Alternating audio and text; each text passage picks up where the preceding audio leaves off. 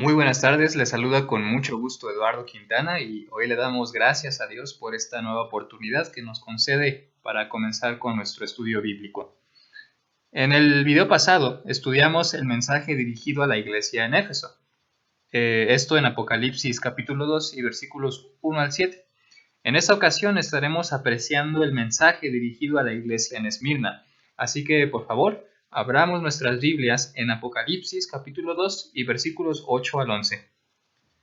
Como mencioné en la clase anterior, los capítulos 2 y 3 del libro de Apocalipsis conforman 7 mensajes enviados en el primer siglo a 7 iglesias localizadas geográficamente en Asia Menor. Estos mensajes provenientes de Dios están siendo dirigidos a la iglesia primitiva en un contexto de persecución e incitaciones para la iglesia a la carnalidad o el pecado. De acuerdo a Santiago capítulo 1 y versículos 2 al 4, un par de textos donde reconocemos uno de los propósitos de las pruebas. El texto dice así: Hermanos míos, tened por sumo gozo cuando os halléis en diversas pruebas, sabiendo que la prueba de vuestra fe produce paciencia, mas tenga la paciencia su obra completa para que seáis perfectos y cabales. Así que, en base a lo que manifiesta este texto en Santiago, pareciera que Dios estaba permitiendo esta persecución de parte de los falsos judíos y del Imperio Romano a su iglesia para que ésta misma madurara lo más pronto posible. Esta severa situación estaba haciendo retroceder a algunos cristianos que aún no reposaban con firmeza su fe en Cristo. Entonces muchos prefirieron abrazar otras sectas con tal de no ser atribulados por ser cristianos. Y otros simplemente eran seducidos por el pecado y accedían de nuevo a las prácticas del mundo, algo lamentable.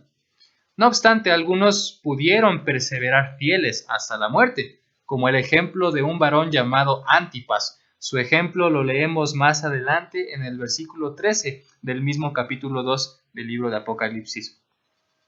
Sabiendo la situación que vivía la iglesia, Dios decide comunicar un mensaje consolador, pues la iglesia lo necesitaba, y al mismo tiempo un mensaje exhortativo, ya que algunos comenzaban a navegar hacia el error.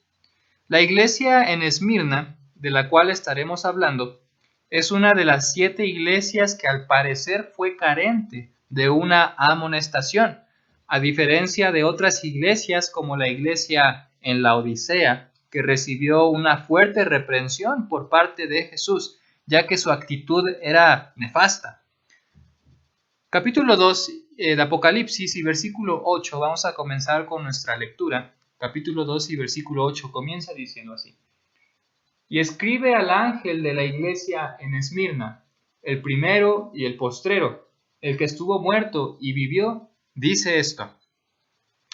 Comenzaremos diciendo que cada una de estas iglesias están siendo distinguidas por su ubicación, es decir, los nombres que leemos son los nombres de las ciudades en donde estaban estas iglesias y no nombres propios de la iglesia. Hago esta aclaración porque muchos en el mundo denominacional piensan que estos eran nombres propios de la iglesia y usan esto de manera argumentativa para ponerle nombres a sus iglesias. La iglesia de Cristo no tiene un nombre y asignar uno es saltarnos la autoridad de Cristo. Bueno, Esmirna era una ciudad grande. Estaba situada en la costa occidental de Asia Menor. Hoy en día, esta ciudad es conocida como Izmir, con Z, Izmir. Puede buscar fotografías en internet de esta ciudad si usted quiere. Su alianza con Roma fue tan conocida por siglos que tal ciudad llegó a ser la sede del culto al emperador. ¿Puede imaginar el estilo de vida de estos cristianos residentes en estas ciudades tan paganas? Ciertamente hubo quienes se mantuvieron honrando a Cristo a pesar del marco de pecado en el que estaban rodeados. Hermano, ciertamente es posible ser cristiano en cualquier lugar y la recompensa será inigualable. La frase "escribe al ángel de la iglesia en Esmirna" no debe ser entendida como a la idea de un ángel celestial. La palabra ángel significa mensajero, Así que este mensaje tenía que llegar al predicador de esta iglesia para que éste lo revelara a la congregación en Esmirna. Enseguida Jesús presenta sus credenciales con el propósito de que estos hermanos en Esmirna visualizaran que este mensaje no provenía de un hombre, sino más bien de Dios mismo. Jesús se identifica como el primero y el postrero. Y esto es algo pero bastante interesante, porque en esta aseveración de Jesús de ser el primero y el postrero podemos apreciar la divinidad de Jesús, es decir, el hecho de que Jesús es Dios, porque el título, el primero y el postrero, es uno que se le asignó únicamente por los profetas inspirados del Antiguo Testamento a Jehová, es decir, a Dios. Por favor, lea conmigo Isaías capítulo 44 y versículo 6. Isaías 44, 6. El texto dice así: Así dice Jehová, Rey de Israel y su Redentor, Jehová de los ejércitos: Yo soy el primero y yo soy el postrero, y fuera de mí no hay Dios. Ahora, ¿cómo podemos saber que es Jesús quien se adjudica este título del primero y el postrero en Apocalipsis capítulo 2 y versículo 8? Bueno, es muy sencillo saber que es Jesús, porque enseguida el texto dice: el que estuvo muerto y vivió. Hagamos la pregunta: ¿el Padre estuvo muerto y resucitó después? ¿O acaso fue el Espíritu Santo quien murió y después resucitó? No hay ni una pizca de evidencia que fue así. Más bien, las Escrituras y la historia confirman que Jesús fue el que murió para después resucitar y jamás volver a morir. Así que el primero y el postrero es una designación que hace referencia a la eternidad de Cristo y al mismo tiempo constituye una prerrogativa de Dios, ya que la eternidad es un atributo que solo le corresponde a Dios. Como vimos en el pasado, Dios es la causa de todo y la última fuente de toda la existencia. Así que estos cristianos en Esmirna debían saber que el mensaje que escucharían venía del Eterno, es decir, de Dios. En este mismo texto también podemos observar el Evangelio, es decir, las buenas noticias de que Jesús murió por nuestros pecados, fue sepultado, pero el Hades no le retuvo y venció la muerte con poder.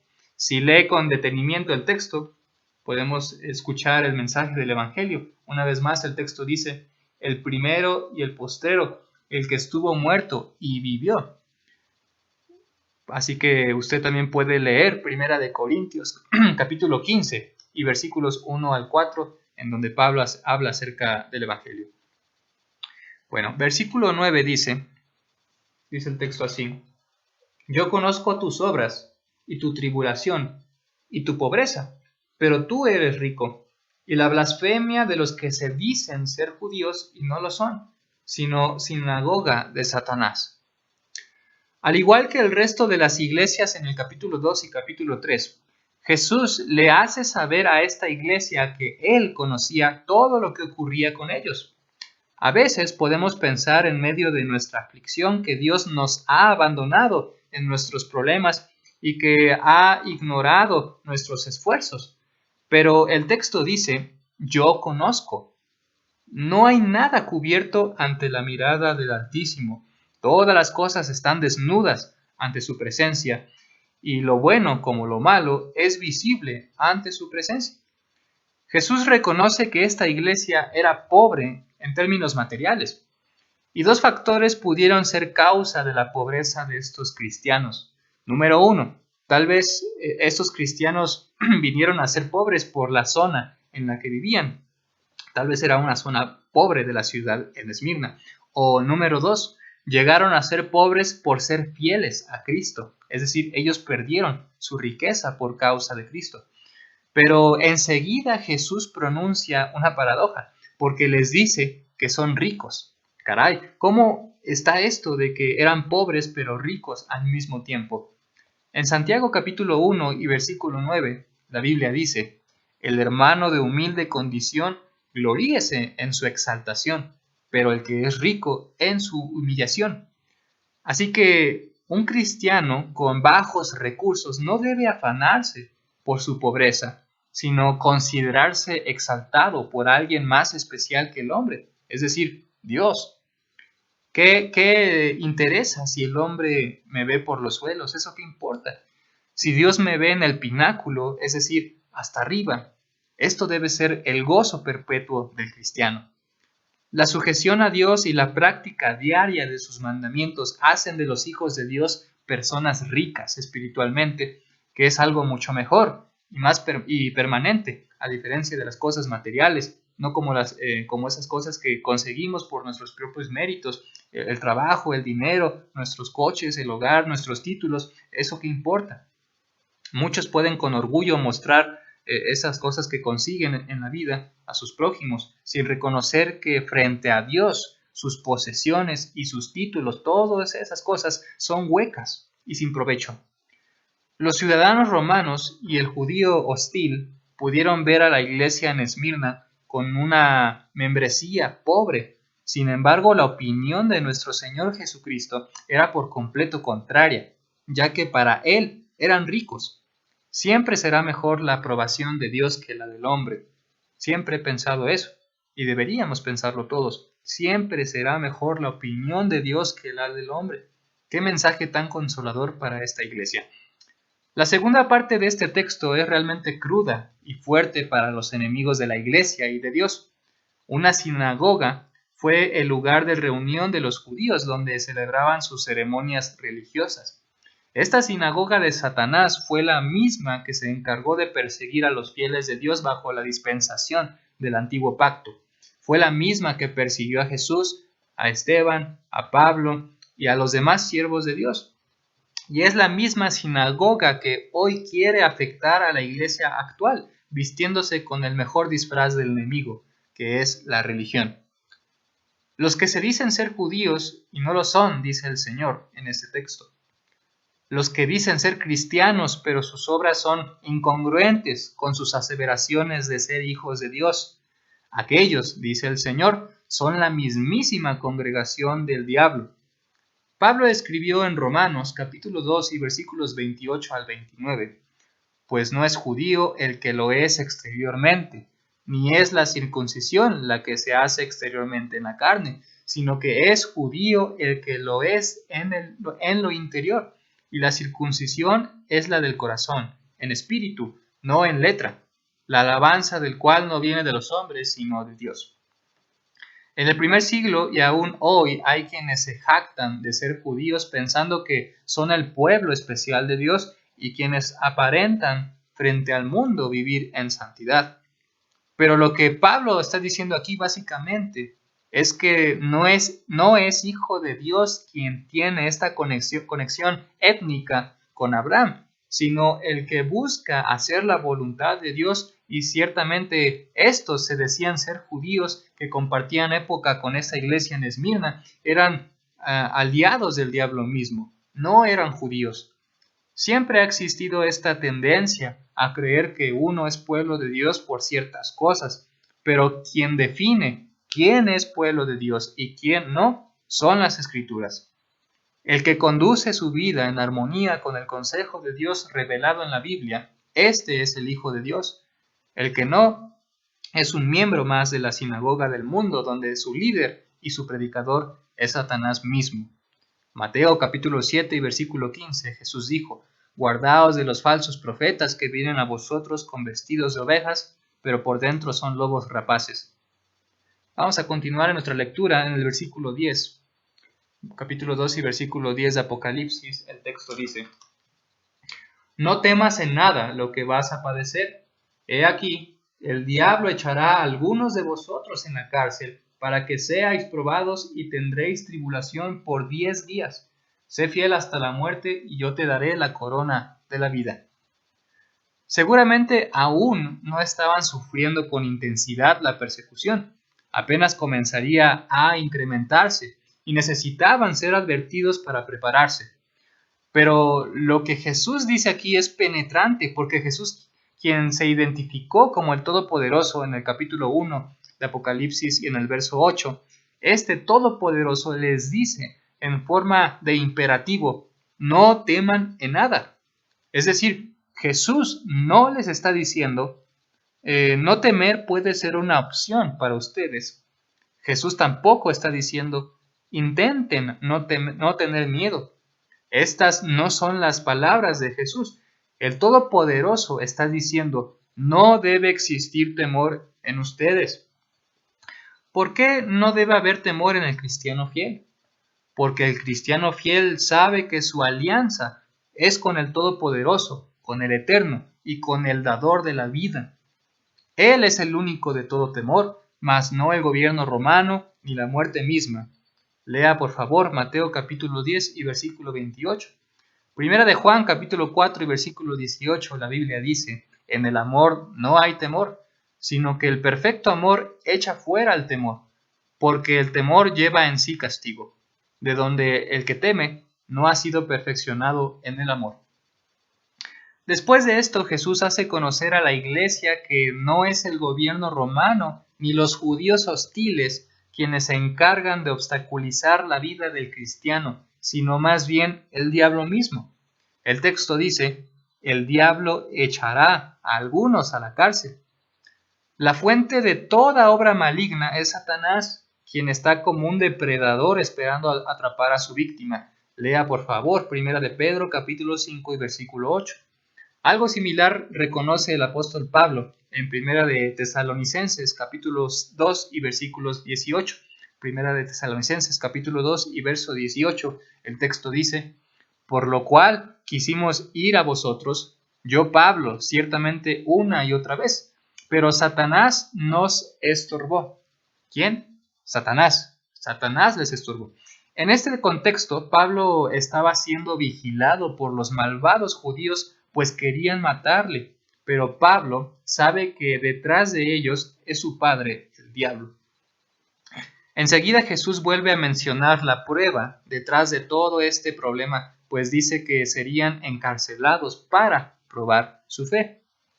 Primera de Pedro, capítulo 1 y versículo 7, Pedro escribió, para que sometida a prueba vuestra fe, mucho más preciosa que el oro, el cual, aunque perecedero se prueba con fuego, sea hallada en alabanza, gloria y honra cuando sea manifestado Jesucristo.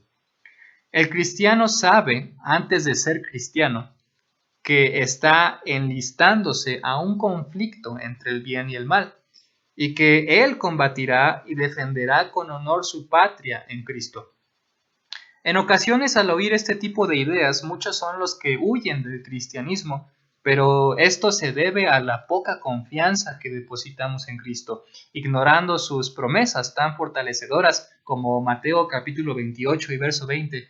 Jesús aseguró ahí que Él estaría a nuestro lado hasta el final.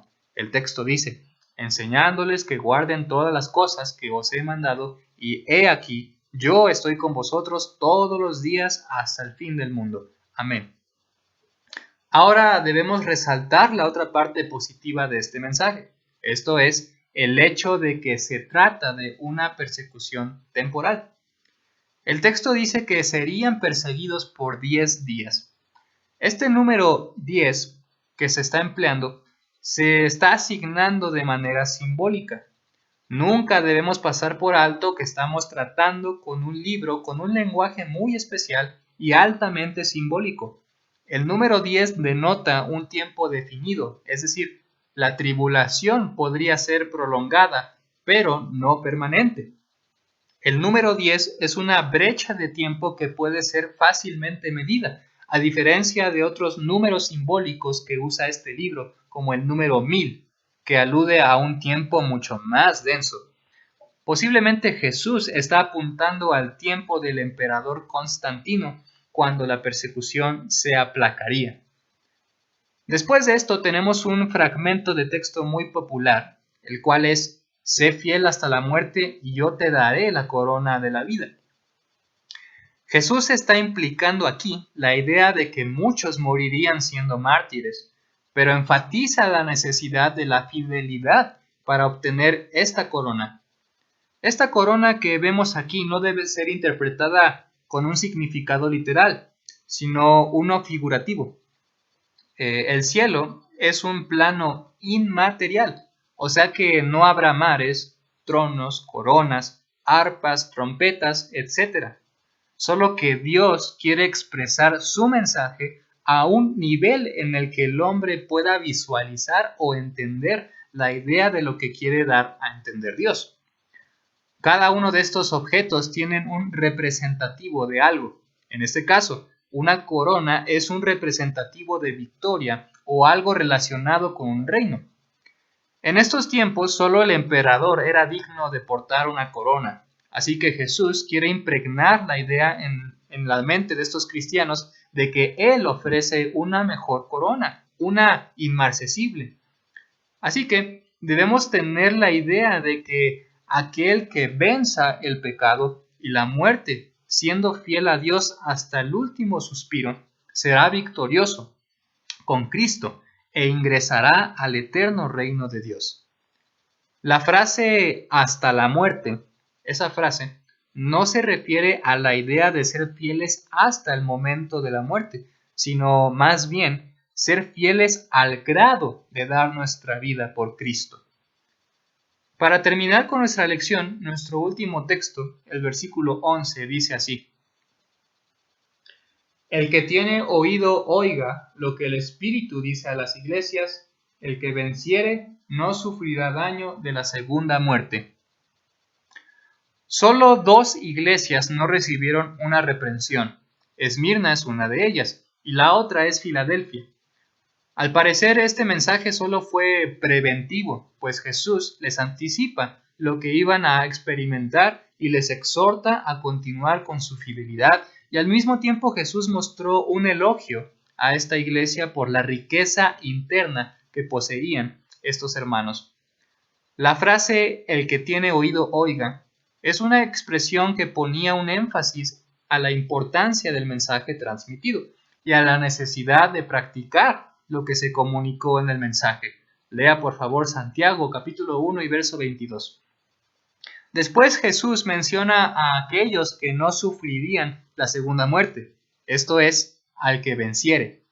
Esta palabra es palabra clave del libro y literalmente significa conquistar o vencer. Así que Jesús pone en claro la idea de que solo el grupo de los vencedores no sufrirán la segunda muerte, y que es la muerte más trágica. La pregunta es, ¿cuál es esta segunda muerte?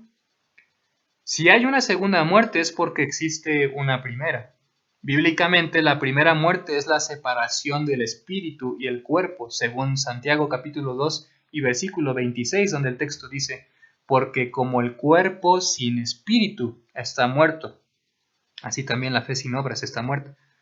Hebreos capítulo 9 y versículo 27 enseña: y de la manera que está establecido para los hombres que mueran una sola vez, y después de esto el juicio.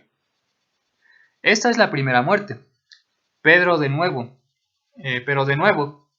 ¿cuál es la segunda muerte de la cual Apocalipsis capítulo 2 y versículos 11 nos habla? Bueno, Apocalipsis capítulo 21 y versículo 8 nos dice la respuesta.